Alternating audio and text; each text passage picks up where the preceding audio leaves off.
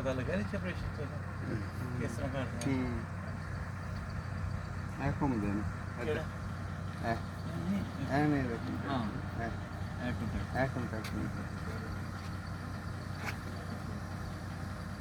ਆ ਦੇਖੋ ਹਾਂਜੀ ਹਾਂਜੀ ਇਹ ਪ੍ਰੈਸ ਹੋ ਹਾਂ